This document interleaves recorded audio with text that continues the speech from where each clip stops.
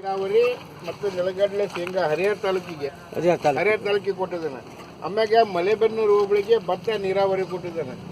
ಈಗ ನೀರಾವರಿ ಅಂತಂದ್ರೇನೆ ಈಗ ಬೋರ್ವೆಲ್ಲ ಅಥವಾ ಇವು ಯಾವರ ಇದು ಮಾಡ್ಕೊಂಡು ಅವಕ್ಕೇನಾರು ಮಾಡಿದ್ರು ಚಾನಲ್ ಏರಿಯಕ್ಕಂತೂ ಬರೋದಿಲ್ಲ.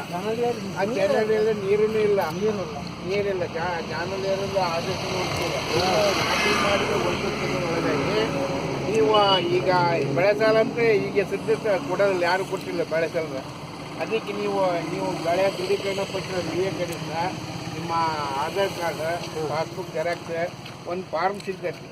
ಆ ಫಾರ್ಮ್ ತಗೊಂಡೋಗಿ ನೀವು ಈ ಬ್ಯಾಂಕ್ ನಿಮ್ಮ ಖಾತೆ ಎಲ್ಲಿರ್ತೈತಿ ಬ್ಯಾಂಕ್ ಖಾತೆ ಅಲ್ಲಿ ಕೊಟ್ಟರೆ ಅವರು ಇದಕ್ಕೆ ಒಂದು ಎಷ್ಟು ವಿಮಾ ಅಂತೇಳಿ ಇದು ಮಾಡ್ತಾರೆ. ಬರ್ತಿದ್ದೆ ನೀರಾವರಿ ಎಷ್ಟು ಈಗ ಬರ್ತಿದ್ದ ಅವ್ರು ಕೊಡೋದು ಇದು 1 ಎಕ್ಟ್ರಿಗೆ 1230 ರೂಪಾಯಿ ಐತಿ ಭತ್ತ. ಒಂದು ಎಕ್ಟ್ರಿಗೆ ಅಂದರೆ 2.5 ಎಕರೆ 1230 ರೂಪಾಯಿ ನೀವು ಕಟ್ಟಿದ್ರೆ ಅದು 90% ನಿಮಗೆ ಇದು ಬೆಳೆ ಲಾಸ್ 90% ಇದು ಸಿಗ್ತದೆ ನಿಮಗೆ ಪ್ರಾಫಿಟ್.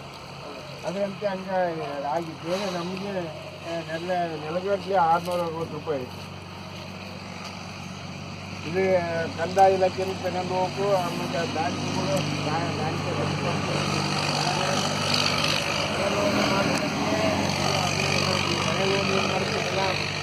ಭತ್ತದ ಮ್ಯಾಗ ಮಾಡ್ತಿರ್ಬೇಕು, ಶೇಂಗಾದ ಮೇಲೆ ಮಾಡ್ತಿರ್ಬೇಕು. ಭತ್ತ ಅಂತಲೇ ಕೊಡ್ತಾರೆ.